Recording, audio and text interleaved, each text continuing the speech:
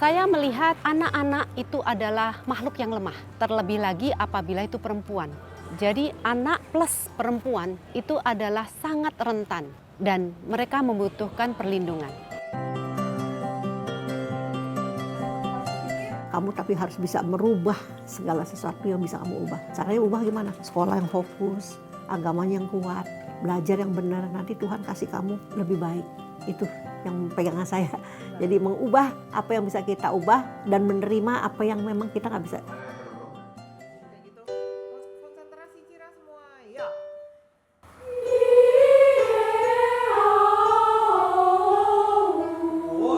Sama ya.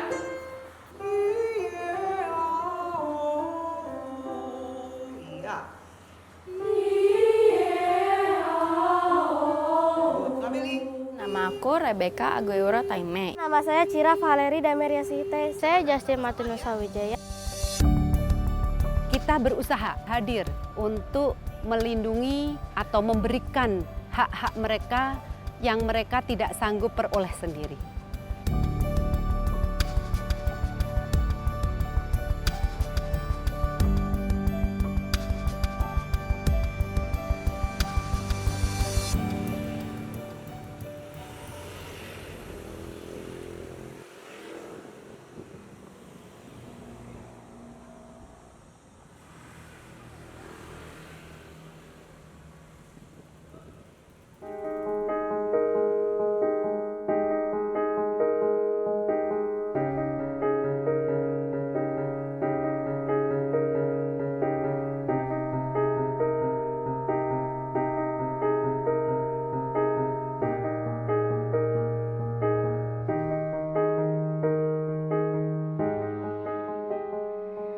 Rumah Hati Suci awalnya didirikan oleh Nyonya Li Ciancun.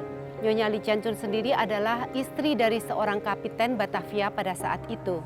Ibu Li Ciancun memiliki kepedulian terhadap anak-anak putri, anak-anak perempuan dari Tiongkok yang diperjualbelikan saat itu. Nah, Ibu Li Ciancun sendiri tergerak untuk menyelamatkan anak-anak ini dari perdagangan manusia. Sebab saat itu anak-anak perempuan dijadikan pembantu di sini, ada juga yang dijadikan pelacur. Oleh sebab itu, Ibu Li Ciancun mendirikan rumah ini untuk menjadi rumah penampungan dan perlindungan bagi mereka. Namun dalam perkembangan selanjutnya, rumah ini berkembang menjadi panti asuhan putri Hati Suci.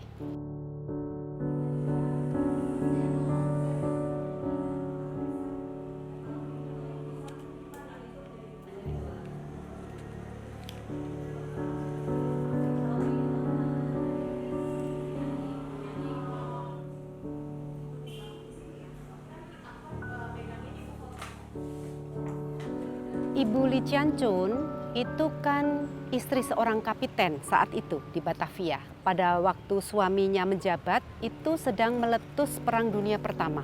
Sehingga ada krisis ekonomi di mana-mana. Akibat dari itu, banyak sekali anak-anak perempuan dari Tiongkok itu dibawa masuk ke Batavia melalui kapal-kapal. Nah, karena Ibu Li Ciancun sendiri adalah seorang pejabat saat itu, dia melihat hal itu dan dia punya akses untuk berbuat sesuatu dengan keadaan itu. Dia merasa tergerak untuk menyelamatkan anak-anak perempuan yang diperjualbelikan saat itu. Awalnya tentu tidak sebesar ini ya.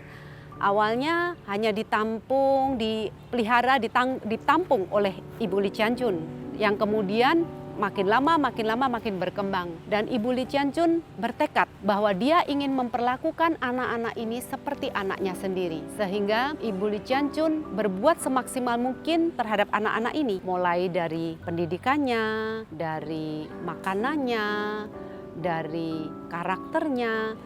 Jadi seolah-olah cuci piring itu jelek karena itu punishment. Gitu. Mau sek kamar mandi itu jelek. Kalau di hari saya itu apa? Storm, gurihnya.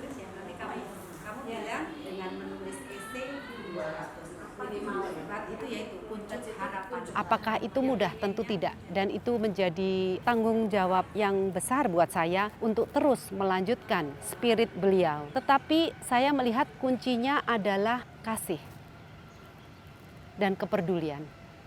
Saat kita mengasihi anak-anak dan peduli terhadap mereka, beban itu terasa tidak terlalu berat. Karena kita tidak fokus di beban lagi, tetapi kita fokus kepada mereka.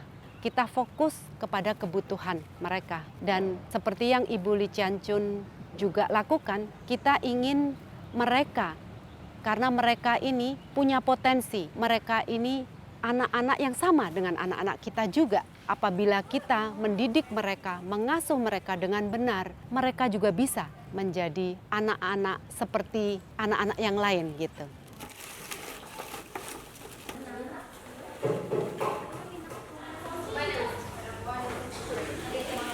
Karena memang panti ini adalah panti anak-anak perempuan. Jadi kita siapa saja boleh bergabung di sini selama dia tidak memperoleh haknya sebagai anak. Jadi kita ingin memberikan anak-anak apa yang menjadi hak mereka. Ada 10 hak anak dan apabila anak tersebut tidak memperoleh hak tersebut, boleh dititipkan ke kami dan kami ingin memfasilitasi hak tersebut.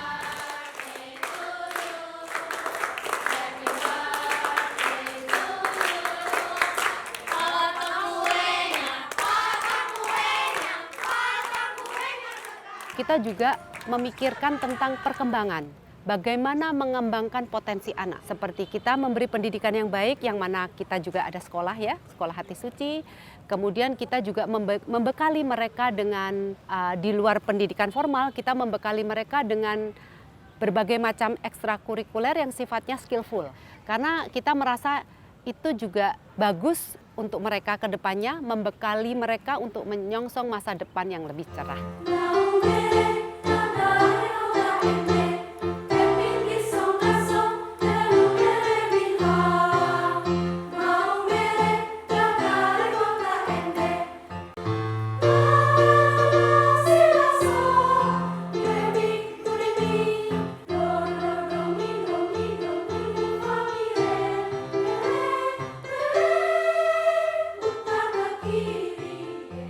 Jadi awalnya Rumah Hati Suci itu dibuat untuk pendidikan anak-anak hati suci.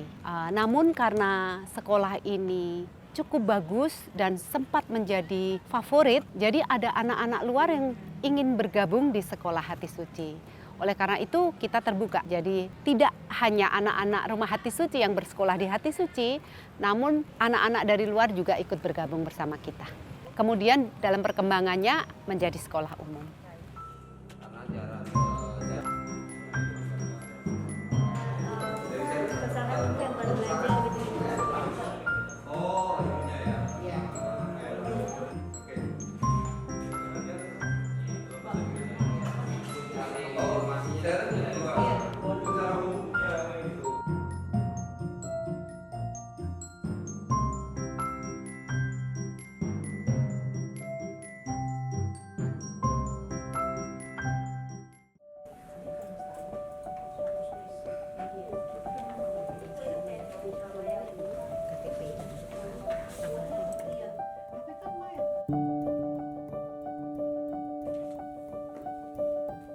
Saya adalah Lucia Kristianti. Saat ini saya bekerja di Manulife. Saya sudah bekerja selama 32 tahun dan saya bersyukur dengan umur 71 tahun saya masih bisa berkarya, bisa menghasilkan uang sehingga saya juga hidup saya bisa bermakna, bisa berbagi untuk pekerjaan Tuhan, untuk berbagi untuk orang-orang yang susah di umur-umur seperti saya ini dan saya bersyukur untuk itu semuanya.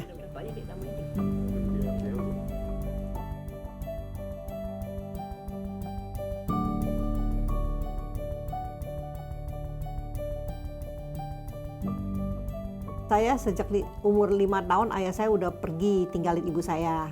Jadi saya tinggal sama ibu saya sejak 5 tahun dan ibu saya adalah seorang guru. Jadi saya selalu ikut ibu saya naik sepeda, nungguin dia ngajar sampai sore, pulang sama-sama lagi seperti itu.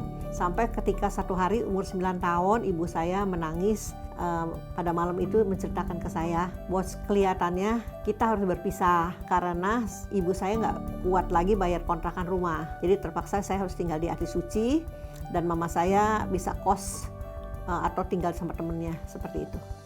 Itu awal pertama saya masuk di Hati Suci. Dengan tinggal di sana memang pertama saya sedih, jauh dari orang tua, tinggal sama teman-teman yang aneka ragam sifatnya. Tapi di situ kita belajar bagaimana kita bisa toleransi kepada orang-orang yang lebih, adik-adik kita yang lebih gimana gitu ya, mereka itu sebenarnya. Kemudian kita di situ juga diajarin disiplin. Itu semua disiplin membuat saya disiplin. Jadi disiplin waktu, disiplin tidur, disiplin makan, disiplin belajar, semua ada waktunya. Dan itu sangat membentuk saya sehingga sampai sekarang ya bersyukur saya jadi lebih disiplin sama waktu saya.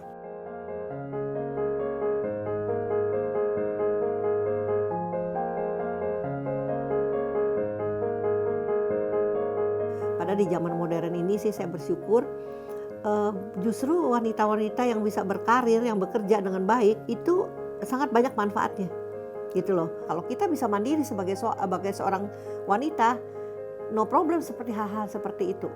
Kita begitu suami kita ada masalah, ada musibah, kita bisa tetap pegang kendali rumah tangga kita.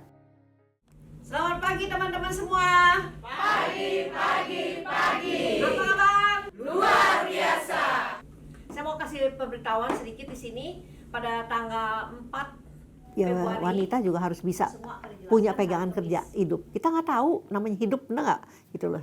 Akan menceritakan mengenai sales journey and customer journey. Terima kasih Asti, Tuhan berkati semuanya sukses ya. Amin. Terima kasih Ibu. Saya nggak malu loh ngakui bahwa saya ini adalah mantan anak asuci. Banyak teman saya kadang-kadang malu ngaku ya, jangan bilang ya Bu, saya dari suci. Mungkin karena dia menikahnya sama orang kaya ya, dia nggak mau ketahuan keluarganya miskin. Kalau saya enggak, apa adanya, emang saya dulu miskin, mau ngomong apa, nggak sarjana juga, ya apa adanya aja. Ya kalau sekarang Tuhan kasih seperti ini ya bersyukur aja.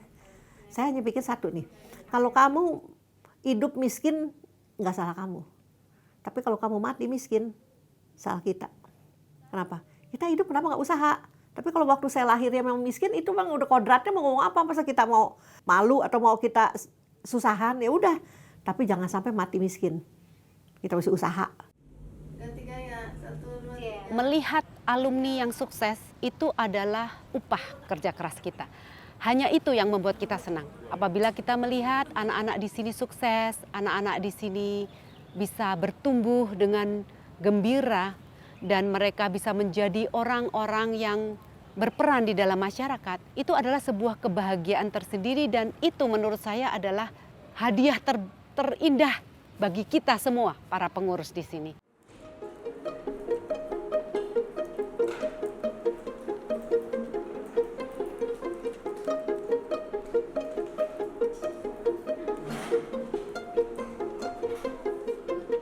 Nama saya Meli. Saat ini saya berada di kelas 2 SMA, jurusan IPS. Kurang lebih 13 tahun yang lalu. Saya masuk ke sini saat saya berumur 4 tahun. Saya masuk ke sini karena ekonomi keluarga saya saat itu sedang down. Jadi saya masuk ke sini agar hidup saya lebih tercukupi. Dulu saya benar-benar bandel banget, kayak nggak tahu sopan santun, nggak bertanggung jawab, pokoknya bandel banget. Sekarang jadi berubah karena sering dikasih tahu. Saya merasa bahagia dan nyaman tinggal di sini. Karena di sini tuh saya dicukupi, tercukupi, saya juga bisa tidur dengan nyenyak, punya tempat tinggal yang layak, saya bisa dapat banyak teman, banyak pengalaman, banyak kegiatan.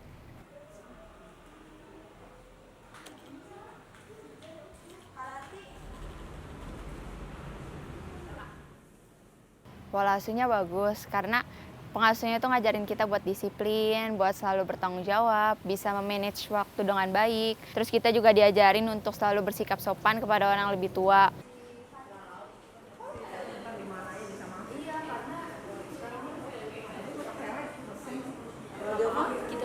Jova mau apa Jova? Joko belum ada minat, Belum ada itu pandangan. pandangannya belum. Masih blank. Beruntung banget. Soalnya di sini juga teman-temannya baik. Jadi aku bisa cerita keluh kesah aku ke mereka. Nah terus juga kan aku nggak pernah ngerasain kasih sayang dari ibu. Di sini tuh banyak pengasuh yang perempuan. Jadinya aku kadang kalau ada keluh kesah aku bisa curhat ke mereka. Aku bisa ceritain aku kenapa. Jadi aku juga bisa ngerasain kasih sayang dari ibu.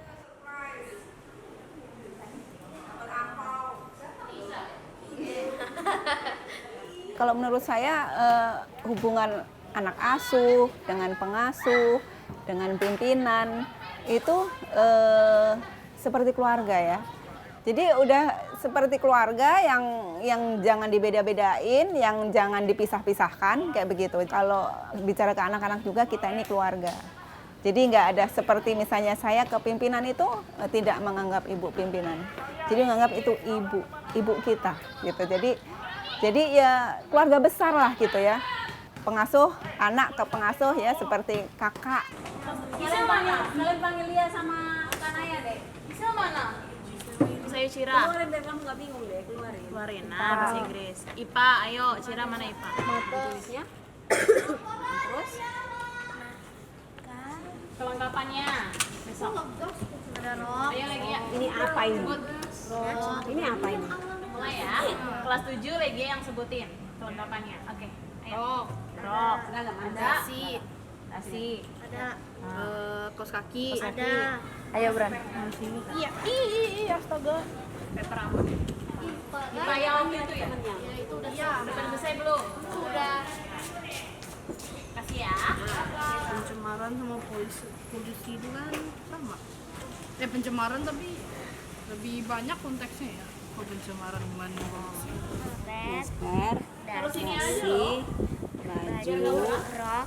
Oke. Pokoknya kita membimbing, merawat anak-anak kita, ikuti 10 hak anak tadi, kita ikuti semampu kita ya. Tapi ya nggak mampu ya kita nggak paksakan gitu kan. Tapi ya itu tadi, pas nanti mereka di luar sana ya itu tadi ya kalau yang dia gigih, pekerja keras udah pasti berhasil gitu kan.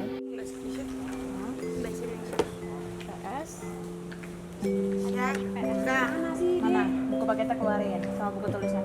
Kalau matematika kau kekurangan kamu atau bagaimana? Terus apa lagi? Matematika ya matematika.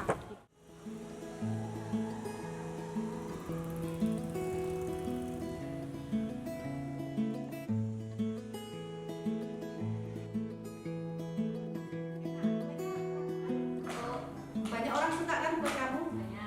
Banyak. Inggris juga sih, bikin bagus. Enggak. Kenapa nggak suka? Kalau pengasuh mungkin dibantuin. Iya. Sharing itu sangat penting karena di dalam sharing itu terjadi sebuah komunikasi. Di mana kita saling terbuka, gimana kita saling menyampaikan apa yang ada di hati kita, apa yang menjadi kebutuhan kita, apa yang menjadi harapan kita. Jadi tentunya untuk membuat rumah hati suci ini solid, bisa mencapai apa yang kita cita-citakan, tentunya keterbukaan, komunikasi, saling mendengarkan, saling peduli, saling mensupport, itu semuanya sangat dibutuhkan. Oleh sebab itu kami membiasakan itu, sehingga komunikasi berjalan lancar, dan kemudian relasi menjadi baik. Kepedulian dengan sesama. Ada yang pelit nggak nih kakak-kakak? Kalau adiknya nggak bisa, ngajarin nggak? Adiknya diajarin nggak? Ajarin. Dianggap gelap teman karena dari segi sopan santun, excellent. Periode berikutnya ini nggak ada yang perlu improvement, nggak ada. Hal-hal itu kemudian yang ngebuat saya jadi ngerasa nyaman di sini, jadi ngerasa beruntung bisa masuk di sini. Walaupun punya situasi keluarga yang tidak baik.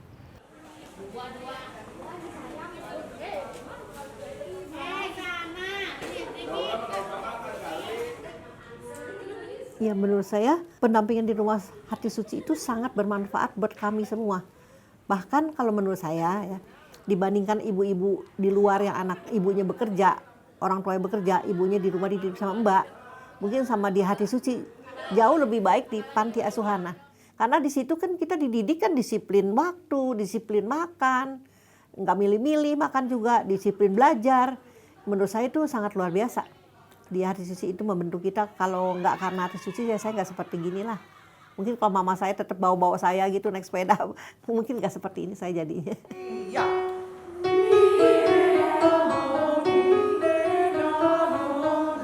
Iya, gimana? Iya.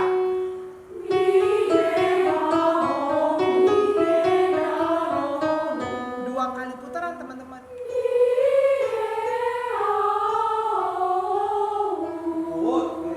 Sama ya.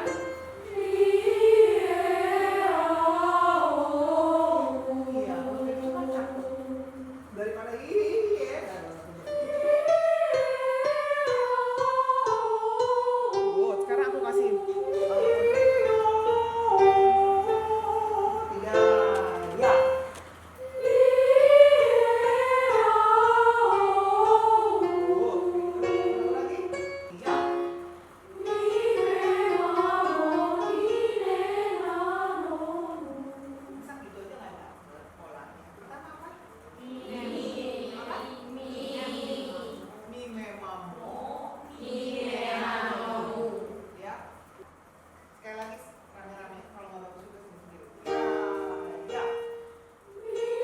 Ya, saya sih berharap Hati Suci terus menjadi panti yang luar biasa, mendidik kami semua yang tinggal di sana, sehingga kami hidup takut akan Tuhan, hidup kami kuat mental, sabar menghadapi segala masalah, dan otomatis ketika ia keluar dari panti, mereka mempunyai karakter yang baik, dan itu adalah modal utama untuk kita berhasil di dalam bekerja.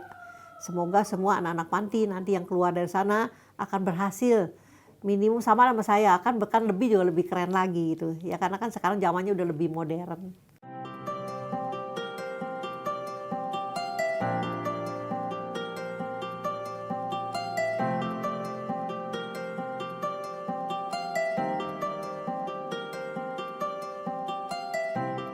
Organik ya. Siapa yang bilang ini organik angkat tangan? Organik. Good. Siapa yang mengatakan ini sampah organik? Alvaro. Kertas menjadi pengamat kecil nih yang bisa menentukan sampah. Harapan saya untuk anak-anak asuh di sini ke depannya yaitu tadi ya, belajar lebih rajin. Jadi nanti menjadi anak yang berguna bagi masyarakat luas, sukses. Terus juga jangan sampai melupakan alamat di Hati Suci, kayak gitu-gitu. Kalau untuk Hati Suci, harapan kami Rumah Hati Suci tetap terus berjuang untuk merawat anak-anak berbagai macam latar belakang, dipertahankan. Gitu. Tapi yang saat ini saya tuh kepingin anak-anak kita itu percaya diri gitu. Yakinlah bahwa kamu bisa, kamu mau apa? Kamu mau keluar dari kemiskinan. Saya mau sukses, saya mau jadi apa? Itu yang saya ingin mereka punya.